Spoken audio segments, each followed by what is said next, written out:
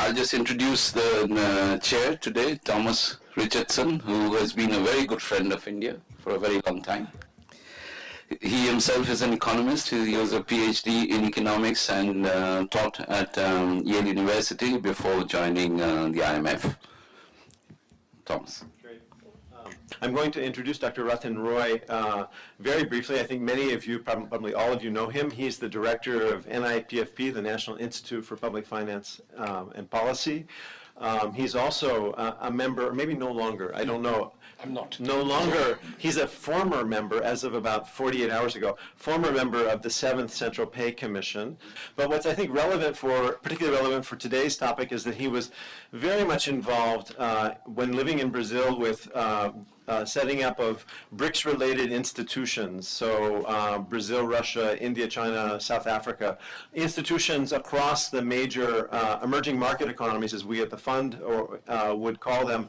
And I think that's very important for the topic today because, you know, the subtext of the discussion that I think we'll have is about the shift of economic governance and decision-making power, at least in the economic sphere, from Washington, you know, where my office is, and some other capitals, particularly in Europe and Japan, to emerging economies in the global south, but not only in the global south, that are likely to be the drivers of the global economy and global governance for the next century. I often point out that the IMF's Articles of Agreement say that the IMF is meant to be located in the country that is the largest shareholder, and that happens to be the United States at the moment. And I did at one point work on China, and at that point we were speculating about whether or not the IMF at some point would move to China. And so we even joked that maybe we should be looking for real estate in Beijing or Shanghai.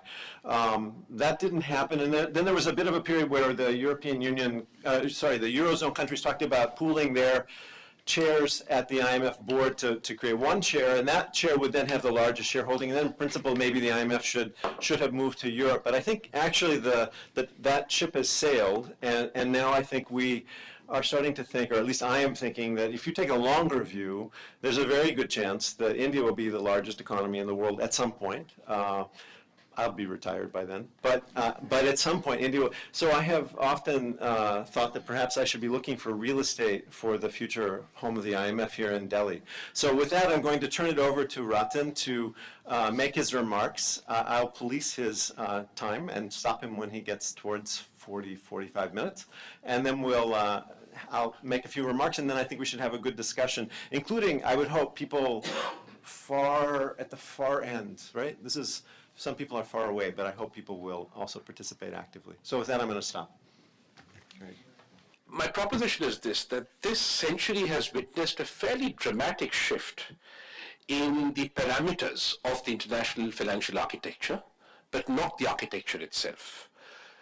And the first is quite to my liking, because I like to flatter myself that I've been a small cog in making this shift happen. But it's an incomplete shift, and there are lots of areas of incoherence. I'm going to highlight 3 areas of incoherence, which I use a medical analogy to call bipolarities. I use the analogy to underline the fact that these occur, as they often do, as a result of the tension that happens between history and contemporary circumstance when you have transformative change. So these bipolarities do tend to occur in a number of contexts, but in finance diplomacy in particular, I think they've gone remarked upon, but relatively sort of uncommented on. So I'm going to put these forward to you, and I'm going to talk about the role of ascendant economies like India. And if I have time, I will end with an ambitious proposal, a very ambitious proposal, which I'll be probably, if not retired, if not dead, then certainly retired if it ever comes to fruit, for discussion. Let me start with my first bipolarity. There are 2 large economies in the world today, very large economies in the world, and they are, of course, the United States and China, referred to as the G2. But that is not the bipolarity. The bipolarity is not reflected so much in the fact of the absolute prosperity of the Chinese and US peoples being comparable. US is, today, in my view, the Americans earn much more than Chinese. And a result of the Americans earning much more than the Chinese for a long time, is I maintain that today, and I've worked and lived in both countries, the US is still a much pleasanter place to live than China is. Chinese lifestyles are not American lifestyles. The creative economy, the global creative cultural hubs of the world continue to be in the US. So this is not about the relative position of the US and China as much as the relative position of the rest of the world vis-a-vis the US and China. I have a few graphs, but I'll verbalize them. China has been importing.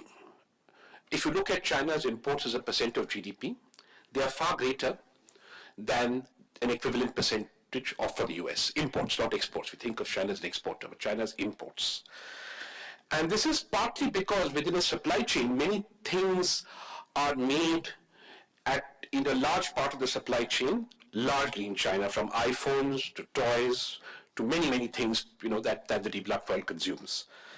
And in the case of, what does this mean? This means that for the industrialized world, for the developed world, the fortunes of corporates in these countries, their profitability and viability of Korean, Japanese, and British companies is critically impacted by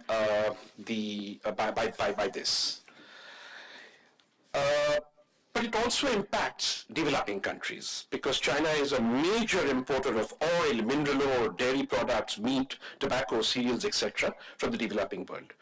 If you just take Brazil, Brazil exported $52 billion of agricultural commodities to China in 2014. But this dependence is a one-way street. So Japan and China are the largest import destinations for China. That is, China imports from them more than from others, but each accounts for just 8.3%. The remaining, 84% is spread across over 116 economies.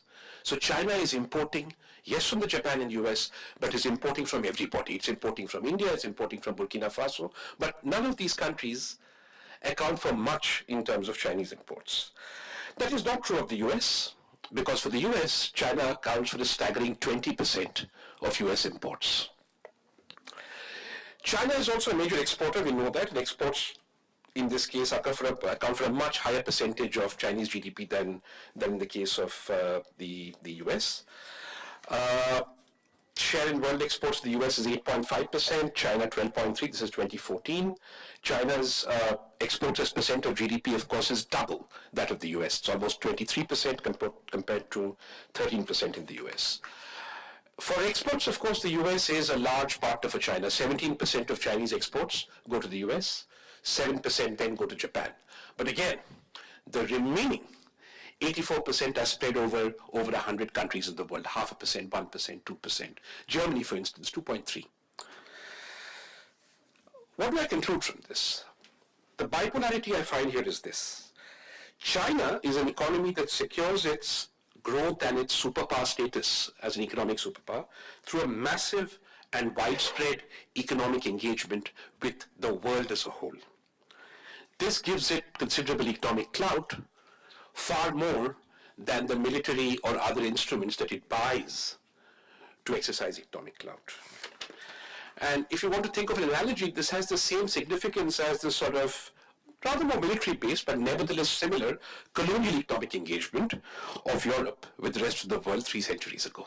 So Europe's power came through its engagement with the rest of the world. The US, in contrast, engages the rest of the world, yes, but its growth and prosperity is largely dependent on its domestic market.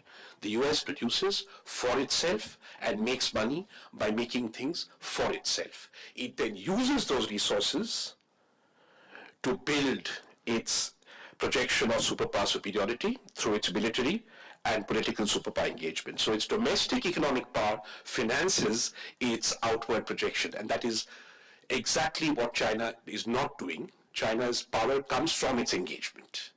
So that's the first bipolarity. It's quite profound for many, many countries. But for India, I think, and this is not commented on, this is something we need to worry about.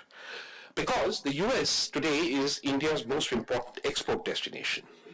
China, piffle. We export piffle to China. On the other hand, China is by far India's largest import destination.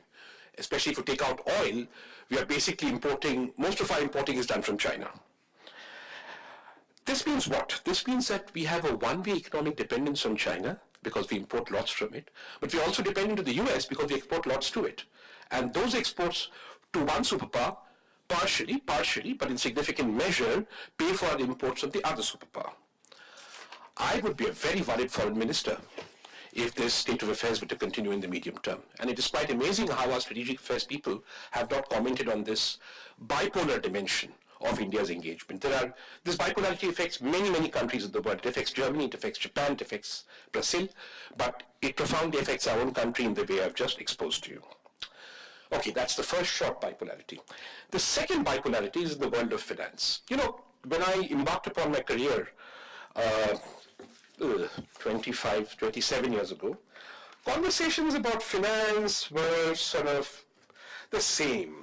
We talked about Bretton Woods ending, gold standard ending. We talked about the oil crisis. We talked about the 87 crash. But the world in general was conversations in the world about big finance and diplomacy happened in and about the G7. The rest of the world was absent in most of these conversations. The rest of the world could only join these conversations by adjusting to what was then the prevailing oligarchy of the free world. So you either effectively became a financial client state of the US, or you tried to play the Cold War game, which is what India tried to do by engaging with the Soviet bloc. But what's interesting is, when the Cold War ended, this did not change. All that happened was there was no Soviet bloc. There was money to be made in the West, in the G7, by engaging in exotic transition economy projects, new prospects for the financial oligarchy, and that's all that changed.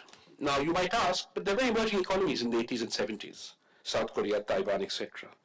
But these were all, and I mean all, essentially in military relationships with the United States.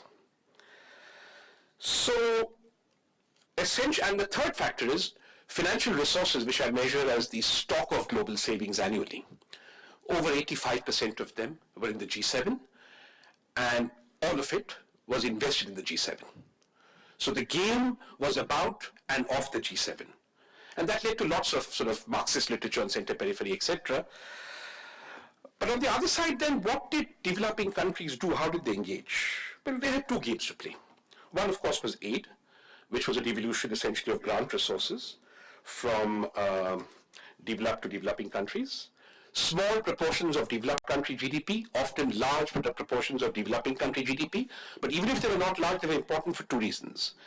They were important because they provided foreign exchange to import things that developing countries could not produce, medicines, food, etc., or in kind, right?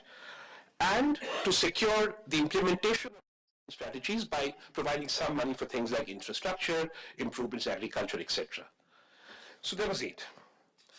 Then there was the world of multilateral concessional finance, the Bretton Woods institutions. These institutions, led by the US and Europe, essentially were in the business of providing finance, initially in the 80s for the development process, 80s and 90s, infrastructure, agriculture, etc. That finance was provided by presenting a worldview of what economies should be doing and where they were going, structural adjustment and its successors. And that worldview was controlled, dominated, hegemonically, I think, by the US and Europe. They did this by basically dominating the governance of these institutions and heading them, but also through a framework of micro-policy conditionalities that were administered to countries in relationships with them. These frameworks were administered by an army of consultants who were really the first globalized tribe I ever saw, and I know this because at the fag end of this process, I was one of them. An army of consultants, largely from the G7, but also bright chaps, bright chaps who I coattailed on from India and Brazil, who all went to the same schools, Harvard, Oxford, Cambridge, then joined the World Bank, joined the IMF, joined the EDB if they were unlucky, and spoke the same language. And so they received doctrine and then they implemented it. They were very important. What did the IMF and World Bank people do? And this is not Tom is the IMF of today. But your typical IMF country rep or the World Bank rep had plenipotentiary importance to these countries. They could walk into finance ministers' offices, and their behavior, which I've observed, was sort of the kind of disdainful obsequiousness, with which the British, for example, treated Indian rulers like Brasilia. They'd be polite to you, but they were disdainful, and everybody knew what was going on. And when the head of the IMF and the World Bank in the 80s or 90s came to a developing country, finance ministers behaved as if a plenipotentiary head of state was there. Now, I think this world changed since about the late 90s, and three things I think accounted for it. Two are fairly obvious. Let's start with the first, which is, I think, less remarked upon in the world of finance, which is that since the 80s, there has been a marked and steadily rising threat to the expected economic order imposed by man-made environmental change. The most obvious of which is climate change, with dimensions, glacier melt, biodiversity loss, ozone holes, etc. By the turn of this century, it was clear that these threats were very real threats, permanent and global. And it was also clear that developing countries would bear disproportionately the burden of these. But what had emerged is what James Scott once called, those who remember him, a weapon of the weak in the context of finance diplomacy. Because it was no longer the case that the loss of welfare in developed countries could be compensated fully by investments in alternative technologies or by ring-fencing the problem. So, sustainability had acquired public good characteristics and public good type spillovers, classic public good characteristics. And what you're seeing now in Paris is a sort of another ratcheting up of that process, recognizing this is the public, this is so, and that there are costs that need to be met by developing countries. So this was the first factor, I think, that changed relationships, pushed the G7 out of its comfort zone. The second we know, China rose, Brazil rose, Turkey rose, South Africa rose, India rose quite dramatically. And this rise, however, was very different from South Korea and Taiwan from the point of view of finance diplomacy, because these countries were not client states of the Europe-US constellation of political influence. And at the turn of the century, the rise was quiet. It was inward-looking. It was focused on making sure the rise was sustainable. But the major event of our time that changed, I'll share these slides with people who are interested, is from 2011, it is no longer true that the global stock of savings is in the majority with the US and Europe. Today, the US is still the world's largest saver. No, China is now the world's largest saver. US is a little behind. People think US doesn't save. Of course it saves. Problem is it invests as much as it does and then wants more. So it sucks in savings. But everybody else, in terms of total stock, is lower. So today, the emerging economies plus the developing countries, old and new emerging economies, plus China, account for a majority of global savings. So the locus of global savings, in terms of its stock, has shifted out of the G7 very, very emphatically. Now this, what happened? What did this mean? There were certain responses. The IMF was in trouble. Tom will remember 2005, 2006. I was the sort of focal point for the IMF in the UN system. And I remember once the IMF guys, we had to have a meeting and they said, can we have it in New York because we're having sort of difficulty justifying coffee and lunch. And we used to call it, then seriously, this did happen, Elliot. And we used to call it the IMF of Turkey in those days because that was the only major program they had. But the IMF has it, and Ukraine. People call it the Turkish Monetary Fund. The Turkish Monetary Fund, yeah? Remember in the mid-2000s. So obviously things had changed quite dramatically with the IMF, but the IMF has a charmed life. It's a lovely institution for that reason. It's going to outlive me because then the European crisis happened. But we'll come to that. The IMF carried and still carries significant residual power because its Article 4 interventions are taken seriously by credit rating agencies. So there is that juxtaposition with the world of finance and they're making normative and subjective judgments. That power is there. But the other power that came from the direct application of finance through an ideological framework, that was challenged. The World Bank is even more interesting. The World Bank was set up as a development institution, and what it did from the 90s till now is systematically exited the business of providing finance for development. They stopped investing in infrastructure and agriculture almost totally. And then for a bank full of economists, they did things that are very interesting. Dipankar, I'm sure you will find this interesting. They became sociologists. They became political scientists. They became management gurus. They've started producing governance indices, institutional and governance reforms, doing business indices, etc., etc., etc. So now when you meet a World Bank guy, he doesn't talk about infrastructure anymore, she. They talk about these things. So this was the bank's way of sort of exiting or responding, in my view, to a certain extent change that had happened in the directions of finance. Aid became basically about sub-Saharan Africa and is getting worse because we have the two largest LDCs now exiting, Bangladesh and Vietnam. But aid found then a niche in another thing that happened, which I'm not going to go into, but we can in the discussion, which is to provide succor for conflict. So if you look at UNDP's program, for example, 88% of UNDP resources, core and non-core, are in 3 countries, which subsidize everything else. A bit like med schools subsidize social sciences in universities. Afghanistan, Somalia, and now, of course, ISIS is very good business. So wherever you have a disaster, a conflict, that's where UNDP, World Bank are there. They get huge amounts of trust fund money. The 7% commission from that pays for all the other country offices. Okay. But one more thing happened. And this happened after the Atlantic financial crisis. Some of you call that the global financial crisis. I choose to call it the Atlantic financial crisis. A new city emerged on the horizon because you see, all these conversations essentially therefore were happening, I'm so glad you said that at the beginning, Tom, in London and New York. But now we have a third city, still in Europe, that emerges suddenly, a sleepy town called Basel. Basel, where we had for years the most boring institution in the world called the Bank for International Settlements. The boring central bankers are boring. Most boring among central bankers went there on deputation, and you know, it was a sleepy town, no one knew about it. But then, with the crisis, you had the emergence of Basel as an institution that began to specify prudential restrictions on the flows of private finance and other things, which were then incorporated into this governance network. So this is my second bipolarity. London, New York, and Basel continued to dominate the conversation on finance despite climate and development emerging, by essentially making sure that those conversations remained a sideshow to be discussed in places like Addis Ababa and Paris and Cancun and Lima. And the emergence of Basel meant a third city in this spectrum. If you look at what Basel, London, and New York have to say about climate, it's about exotic products like green bonds, etc. It's still treated as fairly exotic.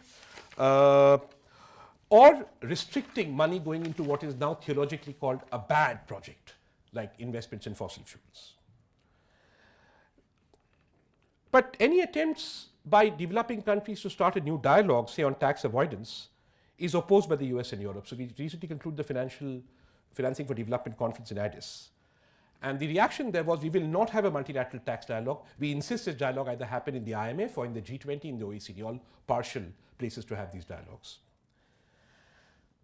And this is very convenient, because then the mainstream finance conversations can now proceed as if these extant realities were not happening. There is tension in this. Please don't take this as a conspiracy.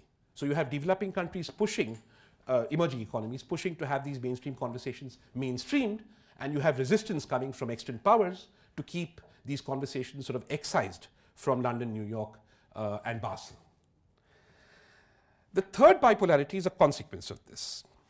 As I said to you earlier, that there's been an exit in infrastructure and agriculture, development transformation investments by the World Bank and the IMF.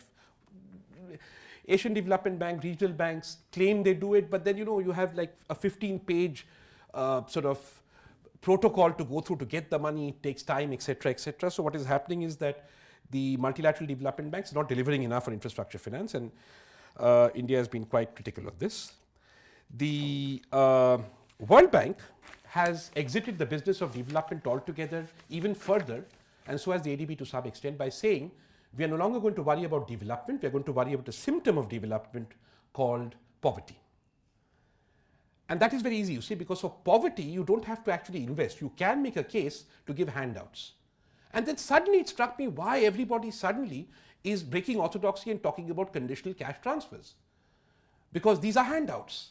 And it's good to give handouts if you don't want to be in the business of actually dirty business of investing in infrastructure, taking on risk. And that is why these guys have suddenly started this whole doxology of conditional cash transfers. Much money is being thrown at universities. You want a project on CCTs, social protection, you'll get money now far easier than a project on sustainable finance for power. What does Basel do here? Basel imposes prudential restrictions.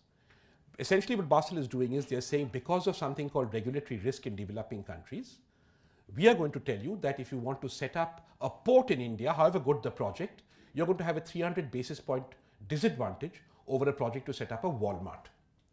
Because a Walmart is not subject to regulatory risk, whereas the infrastructure project is, not just because of time, but because our governments are bad, governance assessments say you're bad, doing business is bad, ba ba ba ba ba ba. So in the end, no one's going to come with 300 basis points plus. The World Bank and the IMF were the only institutions, not the IMF, the World Bank and the ADB, etc., were the only institutions who actually had a AAA rating. And now what you've effectively done by moving them out of development finance is made sure the developing countries have no AAA low-cost sources of infrastructure finance to go to. Because the default country rating as a consequence of all this becomes a BBB minus. The response to this has been, and I'm not going to go into this, the New Development Bank, the BRICS Bank, the Asian Infrastructure Investment Bank, initiatives in Latin America, etc.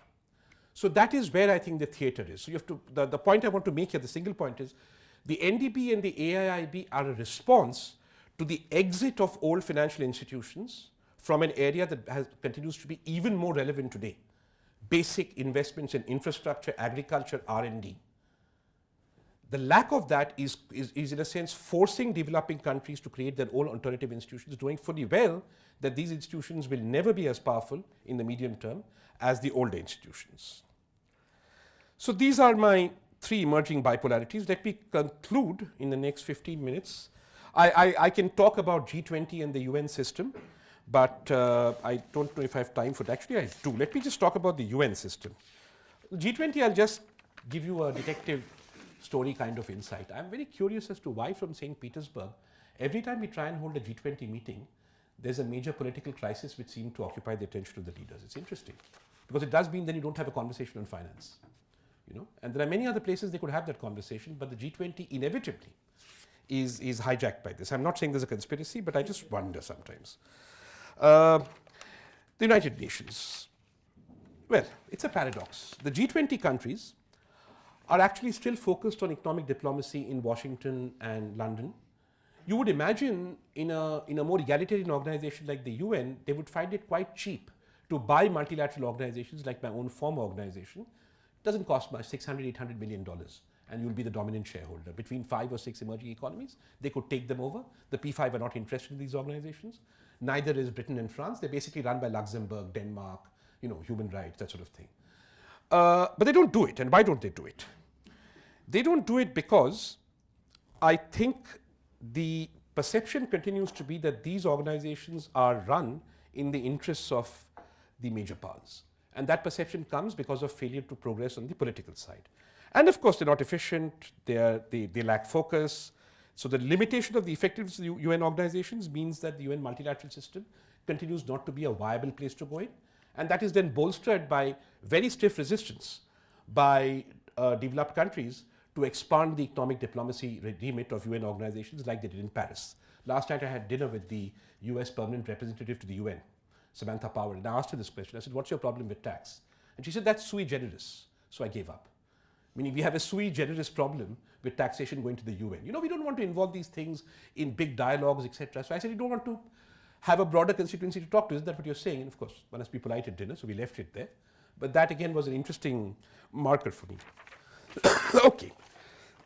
Now let me move to conclude by saying, giving some examples of what this means for India in our own finance diplomacy. And my big idea I'll leave for the question. Someone asked me a question saying, so what do you think will be the ultimate solution? I'll tell you. Let me end with India. Okay. Oh, lovely. Let me say that I don't think there are going to be any exogenous shifts happening in India's balance with China. So I'm ruling out a crisis in the Communist Party. I'm ruling out a sudden collapse in Chinese productivity because of some silly mistake they made in their R&D plans, etc. And I'll tell you why. China's productivity is much higher than India and mutes any labor cost disadvantage we have. Their TFP their labor costs, our labor costs are half theirs, but their TFP is 5 times ours. But that is not just true of India. I have this graph, I wish I could show it to you. A total factor productivity growth. You see, China's total factor productivity growth, just one index of productivity, the issues with it, but taking it was actually from, if you look at it from 1961 through to 1997, it was lower, it was increasing, but lower than India, Malaysia, South Korea, Taiwan, Thailand. And India was going up, actually, the gap was widening, India was becoming more productive. Sometime between 1997 and 2005, they all converge. And after 2005, just as China's labor costs go up, China's TFP begins to overshoot every other country that I mentioned. So the Chinese, that's why I'm saying I don't expect rude exogenous shocks based on history, because the Chinese obviously had a long-term plan, and they have this wonderful thing, they have an inheritance of telescopic foresight and the willingness to think long-term. And they realized labor costs going up meant they had to make investments in improving productivity. It just couldn't be capital intensive growth anymore. And they did it. And that is our challenge today. And that's not going to change very fast. But we have to compete with China over productivity. And I submit to you that India's Make in India campaign is one such initiative which has therefore finance diplomacy overtones. What is Make in India? Make in India essentially is about locating production capacity in India. It's not relevant as Make in India is today, whether that is import substitution or contributes to China's growth by serving the domestic market. I think that's a great idea. So you just make in India and let's get our growth up. We'll see tomorrow, what happens to our macro, and we'll manage it. But given the first bipolarity, I think it's important to assess whether we should not be making a special effort with China to tell Chinese companies who are making for India to make in India. I don't think there's any other way we're going to outstrip this productivity challenge. And an extra push to do this, I think, would be a very worthwhile thing to do. Because our trade balance with China would then be reduced without any negative impact on Chinese companies' prosperity. So as long as I'm able to persuade companies their own prosperity is not negatively affected, ideally positively affected by moving to India, I'll be doing something about that bipolarity. So this is, I'm just saying this to illustrate that therefore it is important that DIPP, who is responsible for Make in India, keep finance diplomacy and economic diplomacy in mind, which they don't when they're executing it. The second is an example of a perceived trade-off that strategic affairs analysts talk about, which I don't think exists at all, which is the India-China-Japan triangulation. Think about it. Our cooperation with Japan on multilateral terms is horrible. Other than that Security Council business, which is more a marriage of convenience. They don't really support us in the ADB. It's instrumental. In the World Bank, they're not really with us. They're not with us in the UN. They're not with us on anything, actually, except when it comes to, sort of blocking China out or something. But our bilateral relationship is excellent. Just look at the number of Indo-Japanese friendship bridges, Delhi Metro, whatever. Lots of little Japanese flags, very useful, productive bilateral work. Most important being, of course, the Economic Partnership Agreement, which actually gives us a lot of independence, apart from boosting exports and FDI. It allows us a currency swap arrangement where the limit above which we have to go to the IMF for clearance is unprecedented historically. It's almost half now. $50 billion, no going to the IMF. That's a fantastic bilateral relationship. But the multilateral relationship is very weak. India-China, actually multilateral is pretty good. It's pretty good. We do good business together in the G77 group. We do fairly good business with climate change. We have some differences, but it's fairly good. And on the Bretton Woods, actually, we march, reasonably in step. So India and China now have a 10-year-old history, which the BRICS has added to, of working together plurilaterally and multilaterally. There really isn't a problem in our strategic dialogue. And I have reason to know this because I've been studying this for the past week. Bilaterally, I don't need to say more. We have a third-rate relationship. And we all know why. I won't go into it. But the point, therefore, is that there is no automatic trade-off in the way India engages in economic diplomacy with these two. Because with one, the accent is on the multilateral, and with the second, the accent is on the bilateral. So it is in our means to project our democracy using this to our advantage and resist ideas that there is necessarily a trade-off. Okay. I wanted to talk about Africa, but again, later on, as another example. The second and third bipolarity. All right. Here, I want to say something very simple. I mean, I don't know how many diplomats here, but the first thing you learn when you do a course on multilateral, on negotiation, I did multilateral, but on negotiation is, you argue interests, not positions. And interests can become positions, and I think in India's traditional economic diplomacy, we have a series of very well-established historical positions, but I think they are based on a shared perception within the policy elite of India's common interests. Okay? But I think we need to revisit this. So what are these interests? Solidarity with the G77 group. our historical stance on multilateral trade negotiation through GATT process, WTO, UNCTAD, the principle of common but differentiated responsibility in climate, and the historic polluter pays also in climate. I think India's positions, in view of what I've been saying about these bipolarities, reflect historic interests, and they may continue to do so, but the point is these historic interests do not address these bipolarities. So I think India needs to develop a better grounded understanding, analytical understanding of its interests in the context of these bipolarities, which will then translate into negotiating positions as we go forward. I do not see this happening in Paris. I do not see this happening in Washington. I do not see this happening in New York in sufficient measure. What would this revisit imply? I'll skip trade negotiations. There's a whole discussion on it which you can read about. I want to focus on 4 years not being looked at. Let's start with the G20. We are in the G20. Why are we in the G20? What's our comparative advantage in the G20 vis-a-vis somebody else? I think, and our ambassador to Turkey fainted when I said this in Istanbul a year ago in public, that our advantage in the G20 is we are the poorest country in the G20. We are really poor. We are much poorer than anybody else in the G20. We shouldn't be there at all, but it's not for the fact that we are so many poor people, and that it sort of adds up to get us to the G20. It's our biggest strength because it allows us to build constituencies with a legitimacy that other countries do not have when it comes to the rest, and it's fairly harmonious with our historical G77 stance. But what is India doing in the G20? What's India co-chairing? You know this term. India is co-chairing the framework working group of the G20. The framework working group, as an economist, I would love to be on. It is cutting edge, it is exciting, it's about global growth, quantitative easing, what the Fed will do, how does the G20 respond? It's rich country stuff. And that's great. It's great that the poorest country in the world is on the table, writing very good policy notes. Governor Rajan has written some excellent policy notes on the framework working group. Godspeed. But we are not on the development working group. We have not addressed or said anything even remotely interesting since the start of the G20 about the development framework of the G20, which is the other half of the G20, other than the finance track. Why? I'm puzzled. Why is it that the poorest country in the world does not see fit to lay emphasis on the development working group, but does see fit to lay emphasis on the finance working group?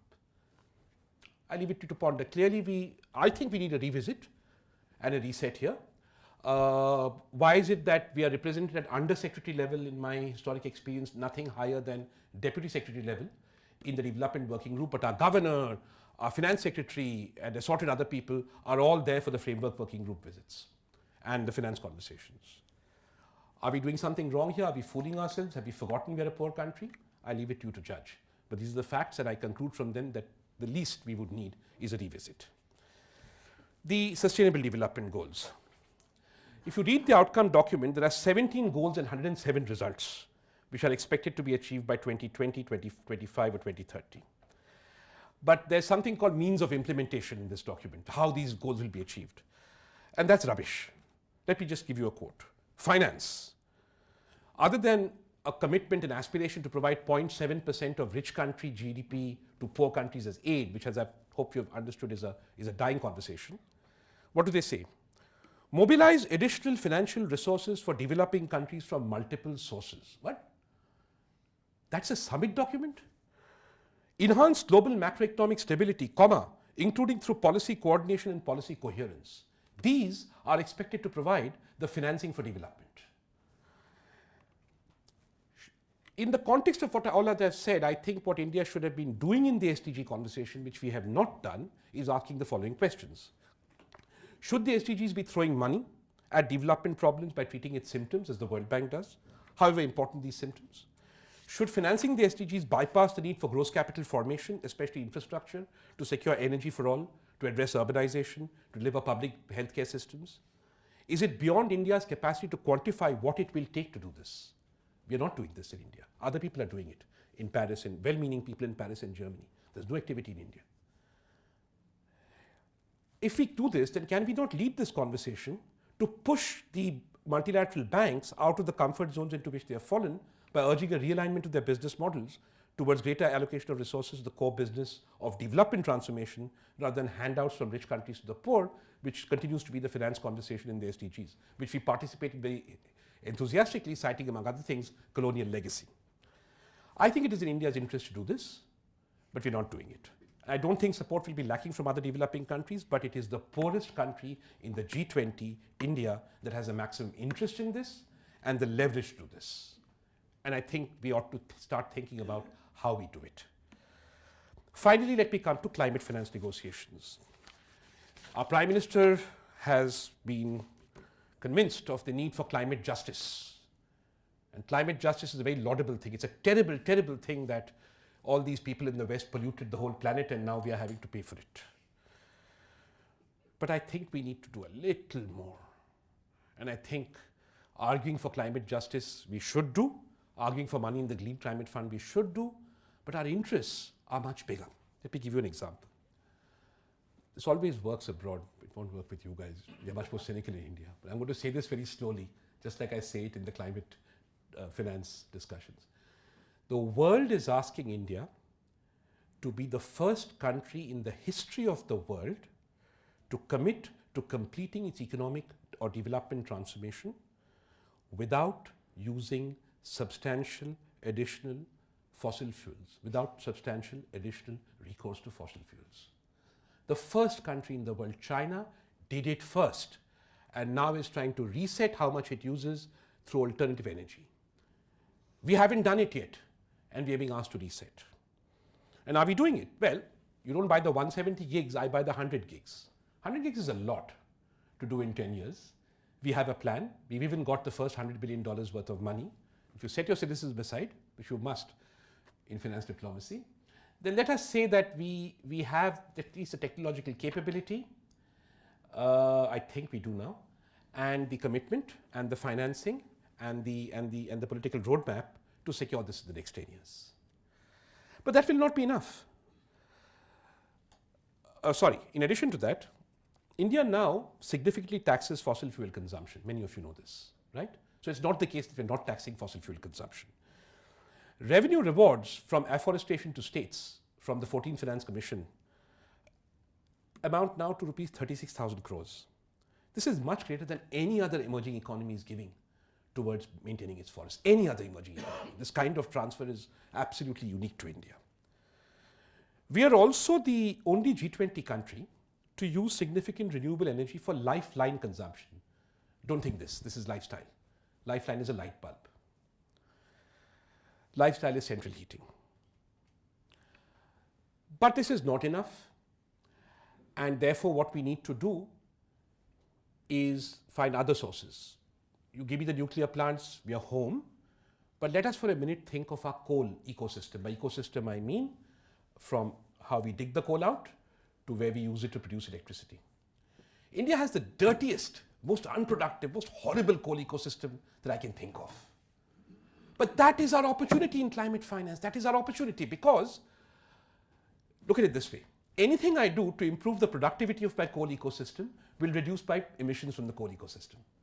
And anything I do to reduce my emissions will improve my productivity. And India is the only country in the world in the G20, the only major country now, will be followed by Kenya and 75 others who have not completed the transformation. But the G20, we are the only country in the world that can make this claim. And this is, despite valiant efforts by Arvind Subramaniam, I must say, and some others, this is largely absent from our climate negotiations. You know, our attitude to coal is not to make the business case that this is so, and then to say, and I don't know if you know this, why is the United States in the World Bank board forcing a decision saying the World Bank will stop lending for fossil fuels, right? Why is why are similar things happening in the regional development banks? Why has it become theologically fashionable for European banks to say, oh, we're not putting money into coal anymore? This is not a high-pitched pitch we are making in our economic diplomacy. And we are not making this because we have decided to focus on adaptation and we don't focus on mitigation, despite the fact that we are mitigating when we develop. And we have to make that case better. And we're not doing it. So the Green Climate Fund, etc. is good. The coalition to the solar is good. But I think in Paris, a green coal coalition would have been a great idea. And I've tried my best, but I've lost that battle, which is I'm putting it to you. When you bring in the Green Coal Coalition, and I'm ending here, and I see I'm on time, which is great, you open all the other conversations about the static bipolarities in the world of finance. because you're then linking the climate finance debate to debate on prudential norms, Basel, and infrastructure. By challenging Basel, you are bringing the mainstream into a debate which they refuse to enter into. And here we will plow a lonely furrow. The People's Bank of China and the Bank of England, with some help from UNEP, are already exploring in Basel III what they call environmental sustainability conditions, which essentially means, again, further prudential limits on lending for fossil fuel finance, for infrastructure, etc., which will further restrict the ability of developing countries to secure development financing. So the moment you bring this into the conversation, you will be hitting the Paris conversation very, very effectively. You'll be hitting the governance of the World Bank and the IMF conversation very, very effectively. You'll be doing many things by causing this sort of reset. So that's my final example of a reset. Let me conclude by saying that what I've tried to do today, therefore, is given you three bipolarities. Two of them are linked. The second and the third are linked. The first is, interestingly, I think, different. And use those to argue that we need a far more joined-up approach to our economic and financial, especially our finance diplomacy, than we have at present. It is not going to be enough or sufficient anymore for the Ministry of Finance, the Ministry of External Affairs, the Ministry of Environment to operate in silos. India's interests are not being met by this archaic approach. It is not necessary for us to give up our old interests, because those old interests are simply too small to be worth giving up. We can argue for climate justice till the cows come home. I have no objection to that. But that should not make us lazy, as I think it has, and not look at new interests which affect India's diplomatic positions to argue for those new interests to be articulated somewhat better and more imaginatively. I'll be done in a minute. The constraint we have here, of course, is a constraint every developing country faces, which is the conversation about economic and finance diplomacy happens within a substrata of the elite, not even the elite as a whole. Because the most people are prize takers to these conversations.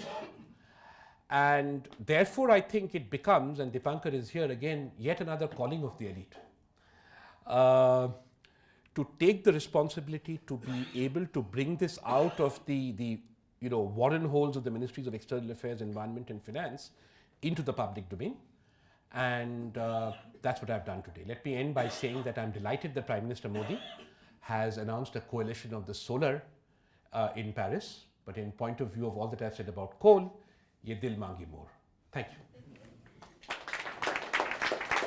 I want to just make a couple of remarks as people collect their thoughts for the next part of this evening session, which is a dialogue between Rathin and ourselves and the audience. And so what I'd like to do is just suggest that a couple of the things that occurred to me that of course didn't come up in your conversation, but which I think are important for India, are related to the kind of classic elements of economic diplomacy.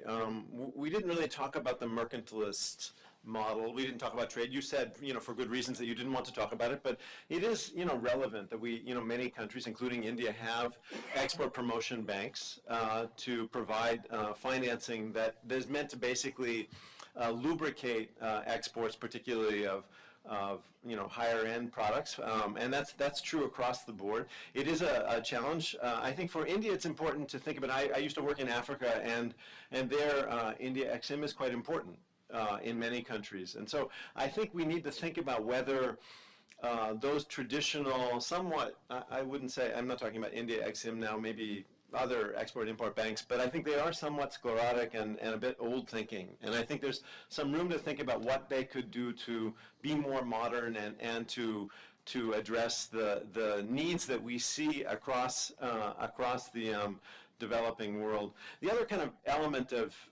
economic diplomacy that you touched on but didn't talk about too much, and of course for good reasons you've shifted into the multilateral sphere, but bilateral assistance, ODA from bilateral partners, remains quite important in many countries. Again, in Africa, the bilateral development partners are often, how to put this? I mean, having sat in development working groups where the collective donors sit together and discuss what they would like to push government to do, and Parliament sits, amongst itself and debates what they would like to push the executive branch to do.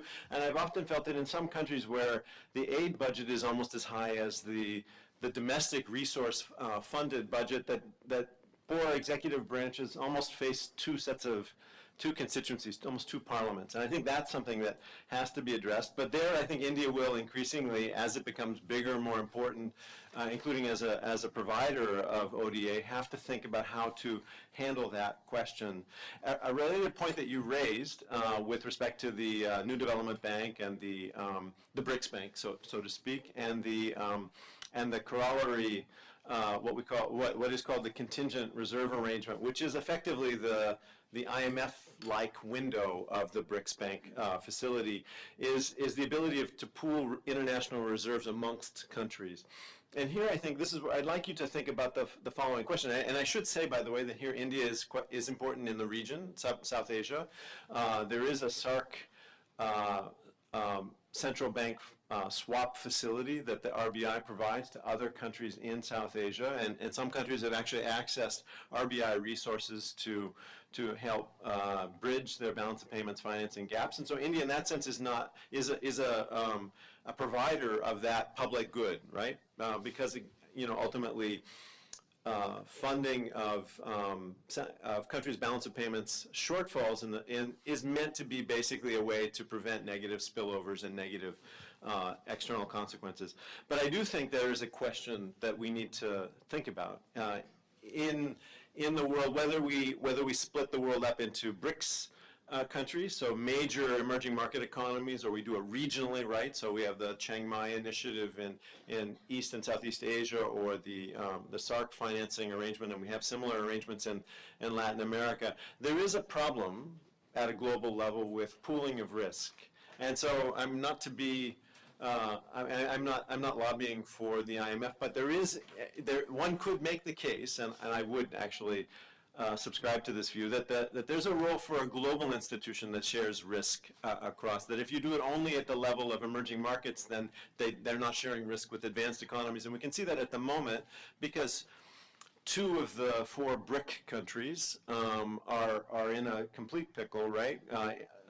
Russia and Brazil are shrinking. Their economies are shrinking at about 4% this year, whereas India and China are growing at almost 7%. So there is really a divergence, and I think we do need to think about pooling of risk across regions. Finally, I think what I'd like to end with, since I'm coming from the IMF, and there will be people in the audience wanting to talk about conditionality and so forth in that kind of traditional old dialogue about the IMF, but I do think there is a question that will have to be dealt with as big emerging market economies like India, like China, take on ultimately, a greater role in managing the global financial system. When countries get into trouble, typically the role of financing of balance of payments crises generates some need to bail them out. And as we've seen in the U.S. With respect to the post-2008 bailout of Wall Street, that can be unpopular politically. And I think for BRICS countries, it will be important also to deal with the question of how do you answer to taxpayers when countries that get into trouble can't pay back. That's a problem that you'll have to face, and it's a problem that the old institutions, the old Bretton Woods institutions, have faced since the beginning, and I think it's one that doesn't go away just because the locus of power shifts from Washington to Beijing or Delhi. So with that, I'm going to stop and turn it over to the audience to see if people would like to make further remarks and or raise questions for Rathin. I think Rathin's presentation was excellent, but I'm sure that there are many important views in the audience as well. Yes, at the end of the table on the left. Hi. It was a fascinating talk. Maybe it's a very simplistic question perhaps, but I was curious to know, because of a long experience in the field, how far, when we talk about opportunities and challenges of financial diplomacy, how much it is constrained or in a way influenced by the, you can say, the course of political diplomacy. Right, as in, because you mentioned in a way about how some countries are more different bilaterally and different multilaterally, like difference in approach. Is it also can be explained by perhaps that countries' domestic political compulsions or positions at that point of time? And since we are talking about the democratic system also, at times maybe we look at it at some site of evolving or changing competing negotiations of competing ideas and kind of positions. And in that sense, do you think from your experience that throughout there has been some kind of consistent position as far as financial position goes? In terms of financial diplomacy, has there been some kind of consistency which is in a way can be separated from the dictates or separated from the positions of political diplomacy? How these two are negotiated? That was my curiosity. Thanks. Should we take a couple of questions and then collect them? Because some people may ask questions that are best answered together. Other people who have questions, comments, criticism, brickbat. Good evening, sir. You told about the bilateral relationships and how bilateral economics can help India. But here I would like to ask, what about an important major player in this, Russia, the Soviet bloc, as it has influenced and is influencing India's economic policy in a big way.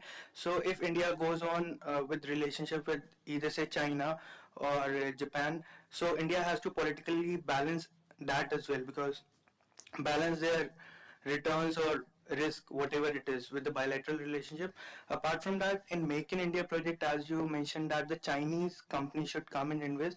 But again, if we see in a political point of view, if Chinese company come to India and if there is any unfortunate incidents in the future, maybe they have to pull back at a very sudden pace. What about that in that particular case? What will be India's stand? Others? Yes, Shubhashish first.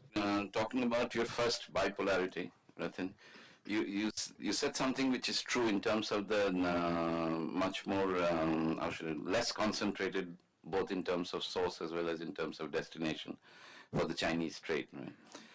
But if you look at China, and as you said, historically, so before it took off on that high level productivity path, China was also very concentrated, indeed, when it started, right? So, talking of indigeneity. So, China today can do many of the things that you're saying. It gives it a position in terms of economic diplomacy, right? Which India is not in that stage as yet, because our both source and destination are much more concentrated in terms of trade. So, if I think that diplomacy is also endogenous, right? So, we may be in tripolar power, right? Once we reach that stage of greater diversity and engagement with the world. So it's just a thought. Yeah.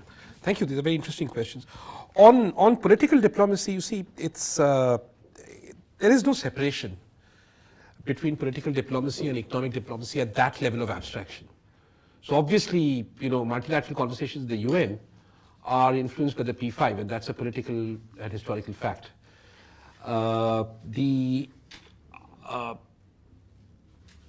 what we need to do is examine areas where either there is coherence between our economic interests, and I wouldn't use the word political, our diplomatic interests.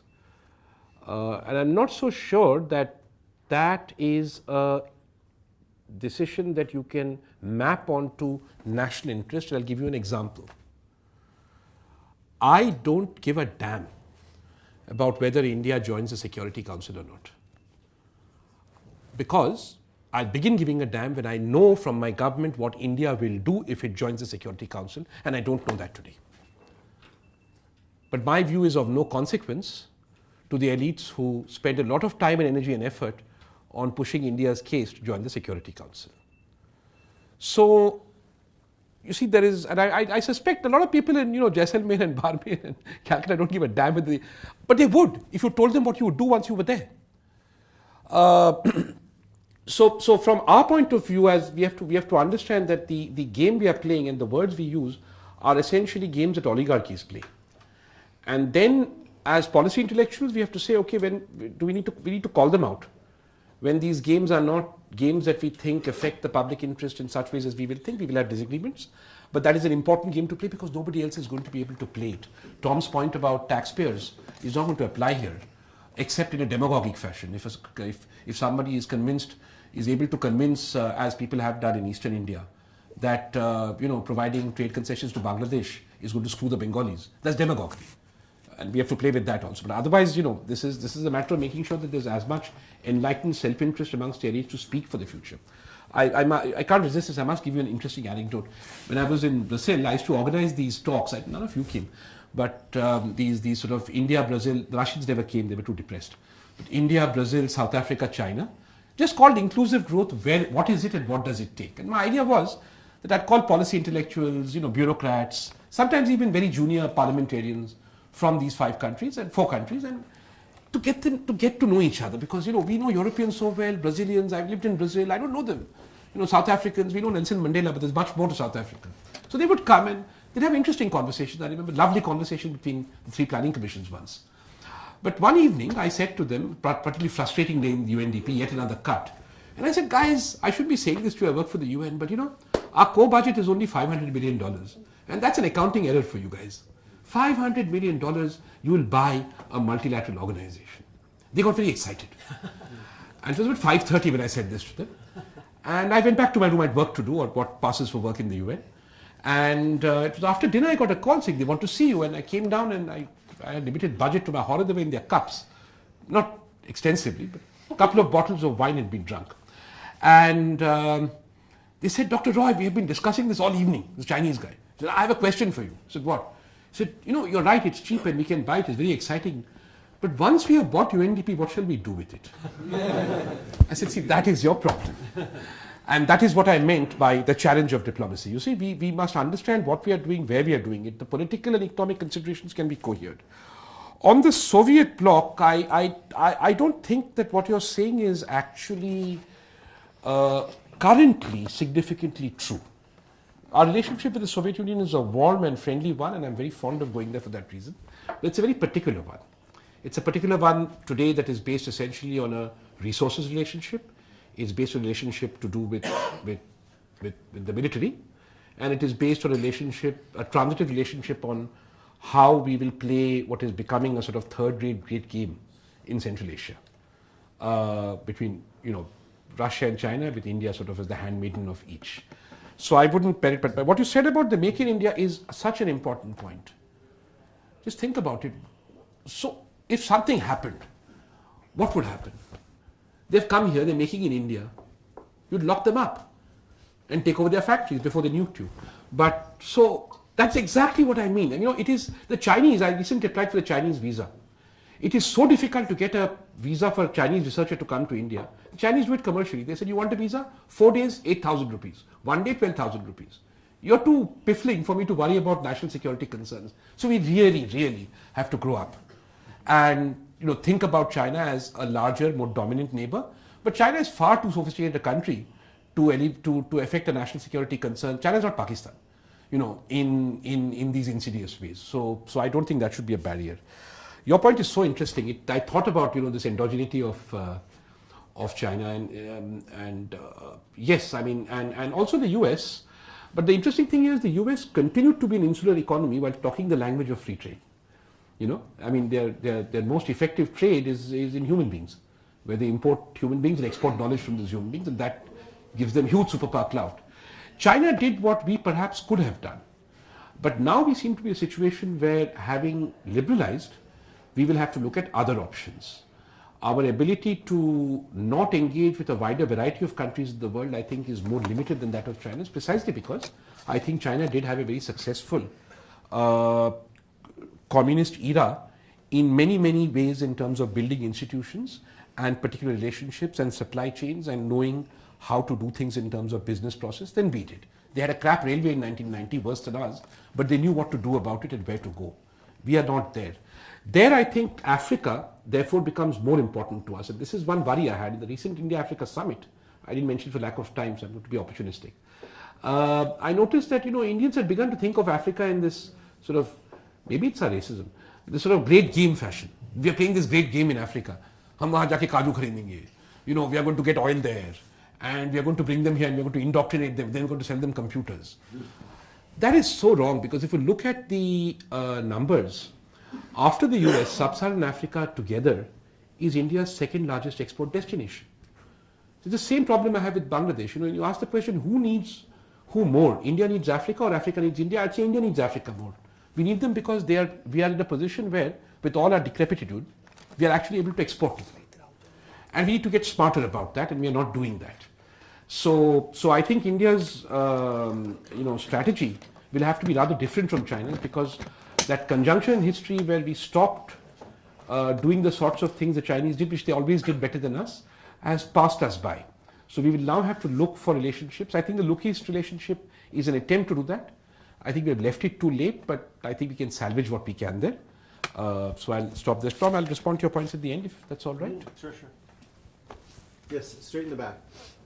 Dr. Roy, recently President Putin pointed out this G20 members, they are funding for the terrorism. Don't you think this all G20 or IMF or all this type of platforms are being utilized for poor country for their own industry, whether it's a banking or a terrorism? No. Sure. I don't actually have any. Here, goes. If India is already being forced to play a sustainable financial game, then why do they insist on having just accepting the underlying economic hegemony that we have now? If you're forced to play a new game, why not make the rules? What you mean, the game that we're being but we're not being forced to play anything.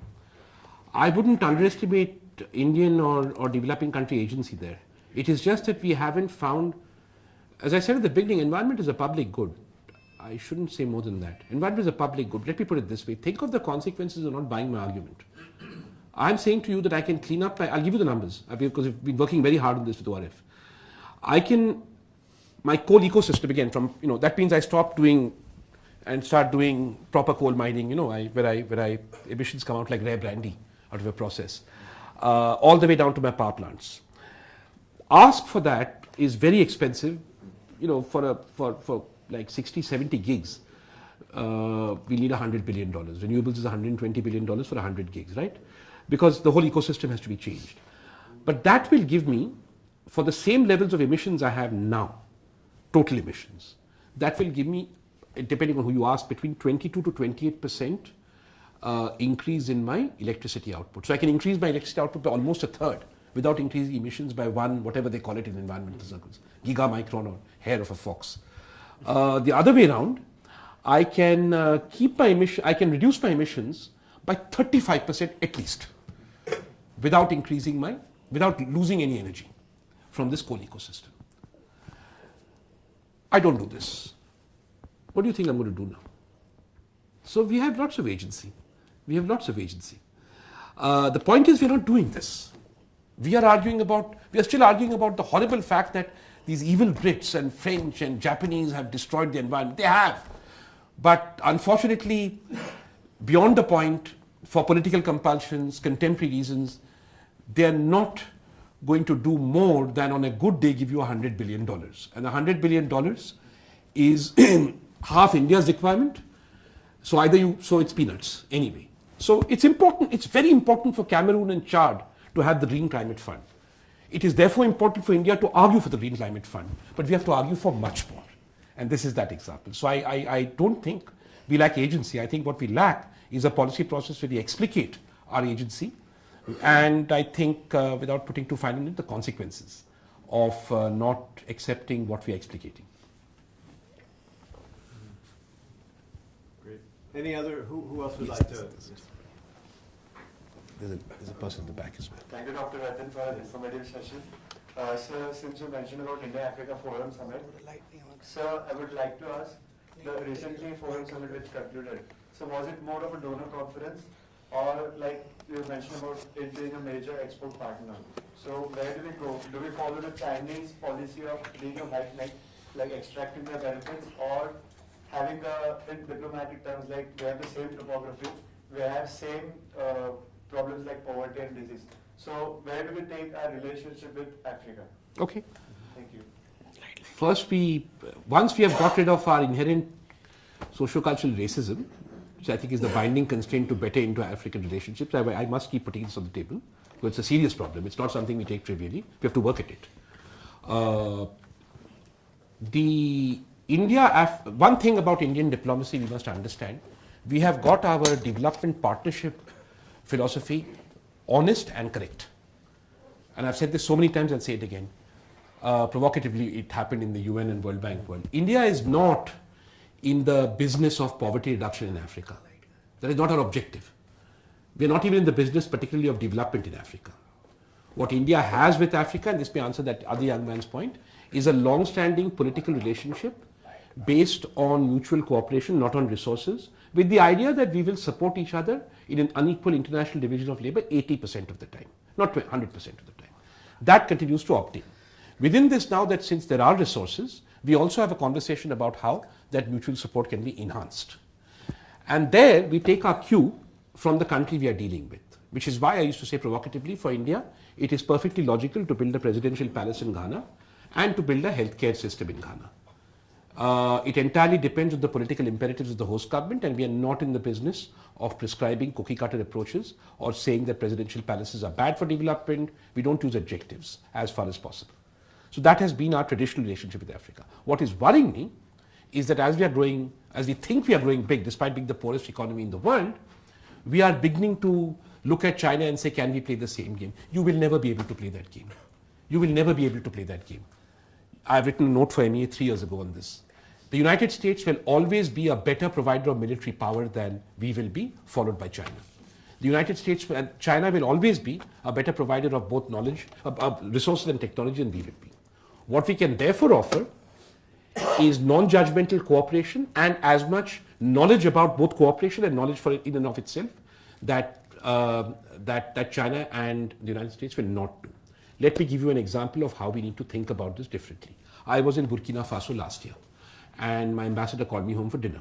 And I discovered in the process of that dinner that India was Burkina Faso is not Burkina Faso, Côte d'Ivoire, pardon, Côte d'Ivoire. Côte d'Ivoire, India is the largest FDI investor in Côte d'Ivoire, bigger than France, bigger than China. So I'm sitting in Abidjan digesting this, and I say, what are we investing in? And they say, oh, this and that, and it didn't sound very exciting. So I said, oh, and what do we buy from them? And they said, cashews, lots of cashews. I said, and what do you do with these cashews? He said, oh, we take them back to India and we process them and export them to Europe. And I'm going, oh my God. Oh my God. That might sound like great business sense, for one of my friends in Bombay who runs a business. It is terrible diplomacy because you are replicating what you said you were not going to do. The good news is the ambassador immediately understood what I was saying, and I'm very happy to tell you that in the last 9 months we have found an entrepreneur to go into Burkina Faso, and then there are lots of arguments. Oh, it's uncompetitive, it's very expensive in Burkina Faso, transport costs are very high. That is where our development partnership resources come in. And that is where Exim Bank comes in, and that is where we are able to, let us say, override the infant industry problem in Burkina Faso. It's not expensive for India, it's a great attitude to have, except again, I'm not an Africa expert, so I discovered that the people who were really pissed off about this was when our ambassador in Dakar called, furiously, because the whole business of the cashew movement was being handled by Senegalese middlemen, and they were mad at India for this cashew thing, right? So I hope that that example illustrates to you where we must go. You still make money.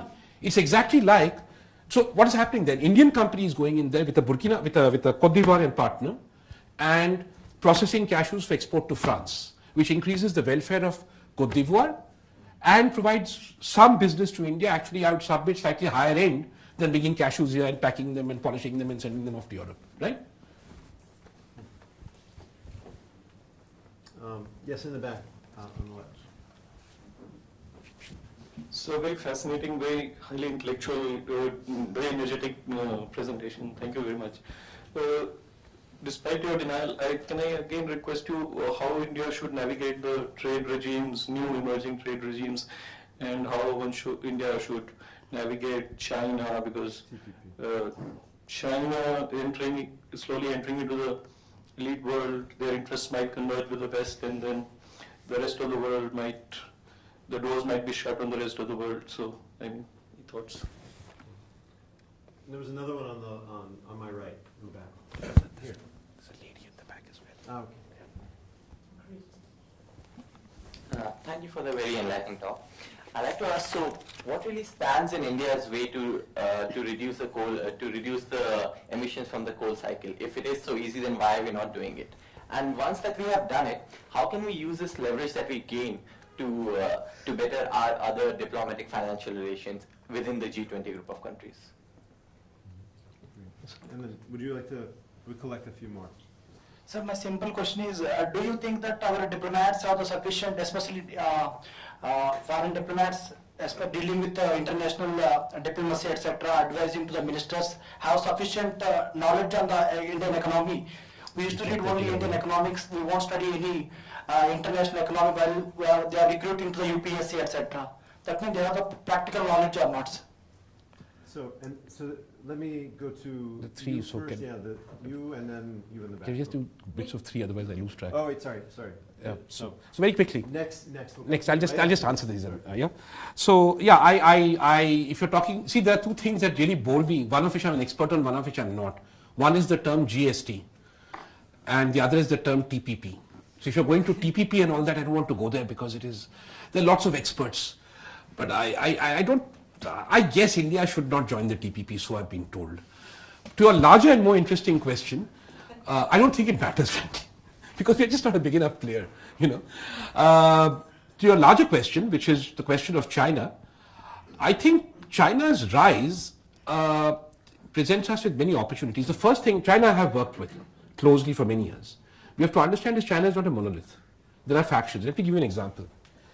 In the history of China, if you look at the universities of China, you will always find that the most anti-Indian, not anti-Indian, let us put it this way, critical view of India comes from Sichuan University.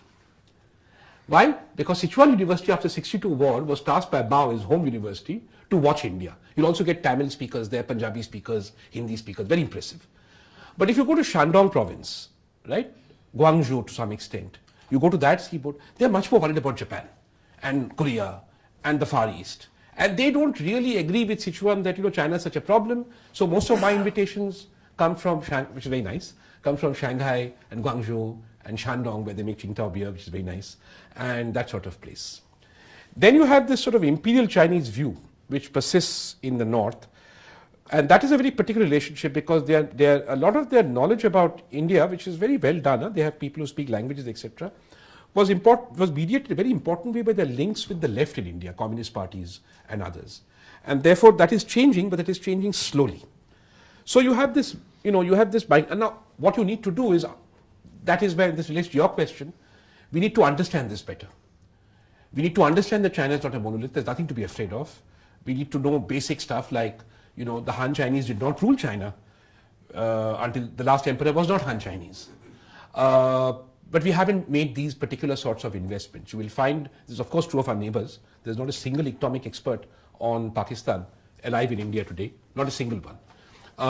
But in China, we have this particular problem. It's a knowledge deficit. And you can catch them out. For example, the Chinese believe, and I know this from my own experience, that putting the BRICS Bank in Shanghai will help China make the renminbi a reserve currency. And I find that a very curious idea. I'm quite willing to play with it. I see some play and advantage there. So you've got to be strategic. Our foreign service is very good when it's very good. It's a bit like the UN system. And the problem with the UPSC has been compounded. I don't understand this. I want to talk to a sociologist about this. Somebody has to go and analyze people taking the IAS. The problem that has happened today is we are recruiting about 30 diplomats here. We need about 80. About 15 of them want to be diplomats, and they're fine. 15 of them don't want to be diplomats. They never wanted to be diplomats in the first place. they wanted to be income tax officers or police officers, and they don't get in because the Mandarin ranking of serving your country abroad is fallen. Perhaps because the people who like to live abroad, will join Goldman Sachs. The foreign service is a pretty shitty life for the first 20 years. You don't really become anything important in the foreign service for 20 years, and they take a rational decision and they say, I like living abroad, I'll go to Goldman Sachs, because today, as a result of these bipolarities, a life in Goldman Sachs doesn't mean London, New York, Paris, and sometimes Tokyo. It can mean Bangkok, it can mean Delhi, it can mean Bombay, it can mean Nairobi, right?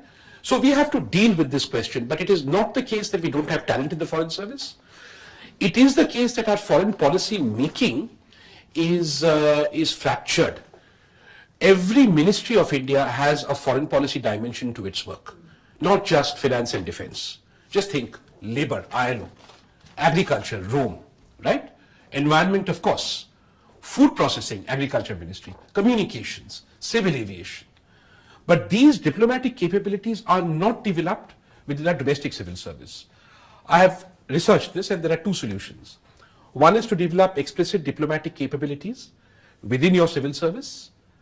The other is to develop explicit domestic policy understanding capabilities within your foreign service, which would mean a quintupling of our foreign service. Perhaps that is the Prime Minister's intention when he has announced that we will now post diplomats to states.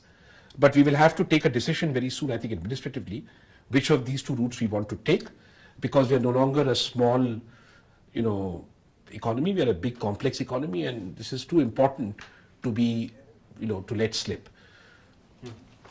Over here, please, first. I guess I'll just speak loudly. Yeah. Thank you, Tom. See, my question is, you want me to use this? I thought I was pretty loud. See, the first polarity that you spoke of, we talk in terms of trade flows. Now, if you look at the data, around the world, the capital flows are several times larger than trade flows. Now, if you were to evaluate this from the perspective of capital flows, and looked at India, China, and the US, does the picture change, or is it the same? That's a very particular polarity. We know that from the macro, right? Yeah. Basically, the Chinese are buying US assets, and nothing much else is happening in the world. So that bipolarity then becomes a particular bipolarity, but it's a static bipolarity, because that Chinese have no choice but to buy US assets. They're trying their best.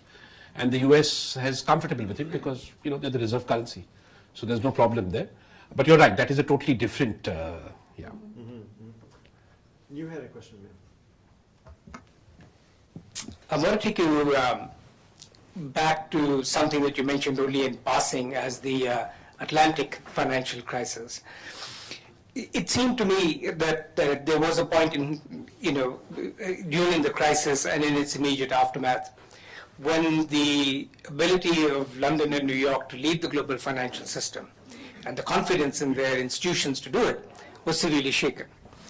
And in the aftermath of that, there was perhaps an opportunity for the BRICS, India and the BRICS countries, to sort of muscle their way in a little bit into the governance of the global financial system, particularly in the management of private capital flows or in the creation of multilateral buffers to the private financial flows. That moment seems to have passed without the kind of engagement, involvement, and influence of the BRICS countries in the global financial system, and it's almost a resurgence and sort of back to where things were in many ways in terms of the leadership of London and New York's financial institutions and their central banks as well. What do you think? Why was it not possible for the BRICS countries at that point to use that aftermath to gain a more influential position in the management of the global financial system? And what makes us think that now we can, in fact, the BRICS bank is in many ways a bit of failure of their ability to manage the global financial system in a way that would be advantageous to the BRICS countries? And what makes us think that things have changed now that we might be able to muscle our way into that role? That's an awesome question. Thank you. And let me just say that I completely agree with your last point.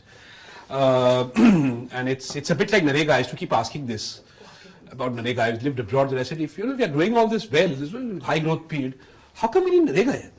I mean, if you're growing well, then people should get jobs. And of all times, if we are growing well, we bring in Narega, but never mind. it meant that there was something wrong with our growth. In the same way, I think there were 4 reasons.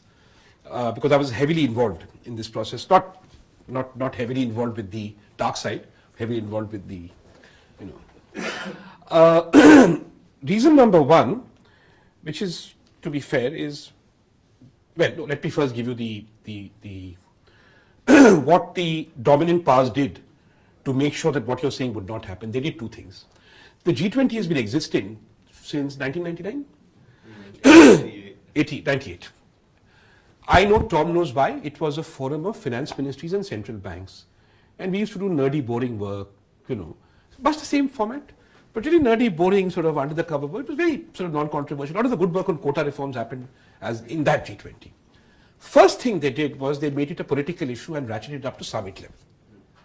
The moment they ratcheted it up to summit level, that gave the US president, no less, the ability to come into what otherwise would have been a finance conversation in the sense you're saying, and convert it into a political conversation in which, by definition, his heft would add or rather compensate for the weakness that you alluded to in the financial system. That's the first thing that happened. The conversion of the G20, I think, was a horrible thing, from a finance ministry and central bank thing into a summit thing. It's horrible also because now we are screwed. Now every time there's a G20 meeting, they will bring up Ukraine, or they will bring up Syria, or they will bring up Beirut, and you will never get financial reform happening there, while everybody will tell you, let's go there and let us have it. That was one. The second reason is a fair one, that the emerging economies simply did not know, having never faced something like this before, whether the Atlantic crisis would screw them. Both China and Indonesia put aside for their stimulus packages money, half of which they never used because the crisis did not hit them. India had already done a stimulus package, it was called Narega. And the financial crisis hit us, so we did a little more and it was okay, we went up. But we didn't know that this would work. We just simply did not know. So today, in hindsight, we know that it was an Atlantic crisis. Then we did not know. It's easy for me to say Atlantic crisis now, but it just provokes people in the West, so I like to say it. But I didn't know that. I knew when Lehman Brothers was falling, I thought it was a global crisis. People were picking up Minsky and reading it. People picking up Marx. Wow. I mean, I remember this in New York. Minsky was sold out in the bookshops of New York. Minsky is a guy who wrote on finance for years. Everyone ignored him, and he was sold out. That was, I think, the second reason. The third reason was that I've told you the third reason. It was called Basel.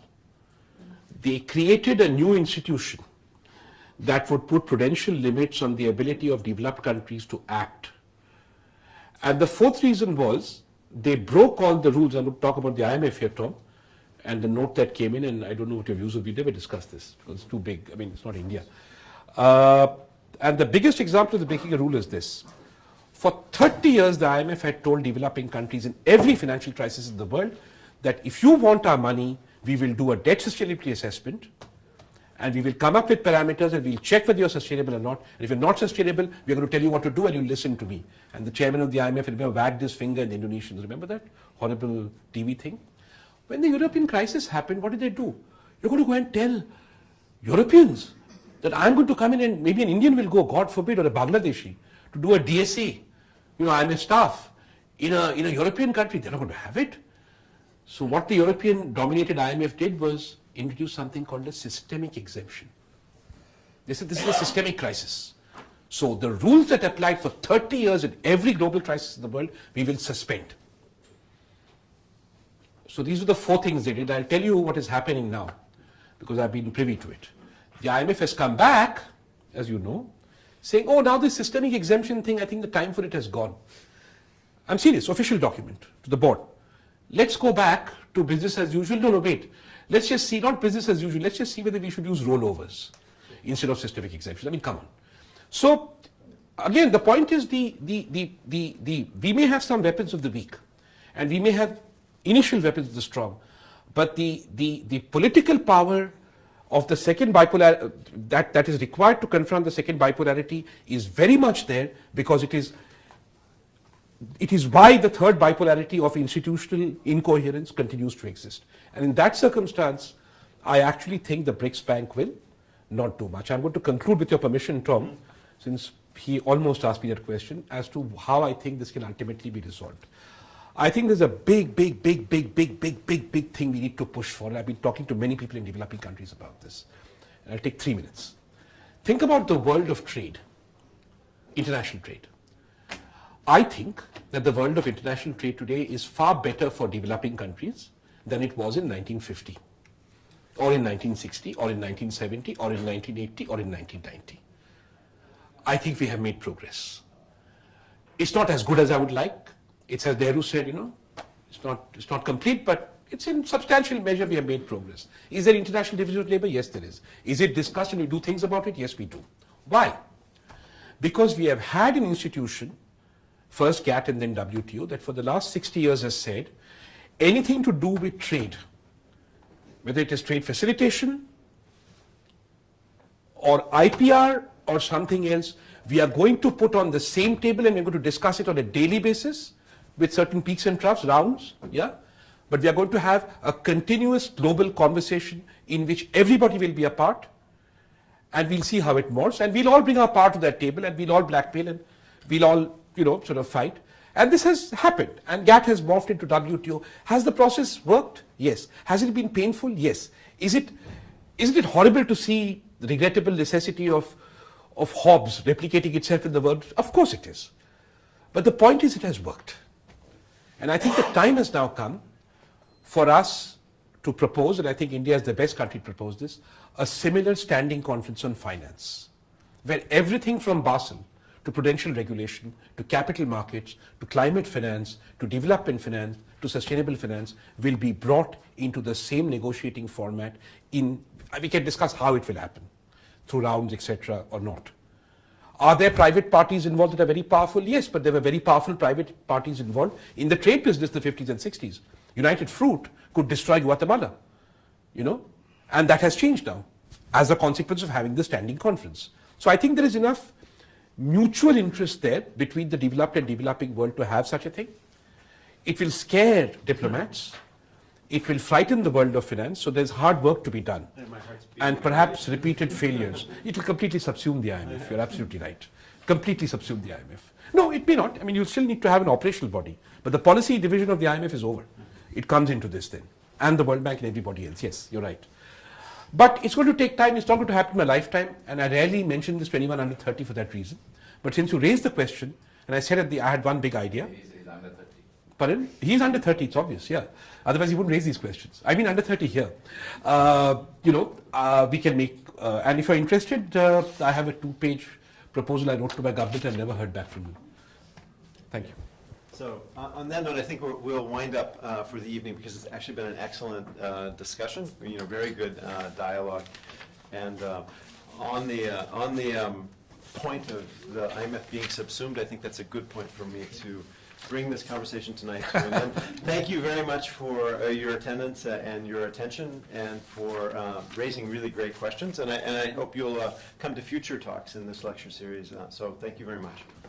Thank you, Tom. Great show.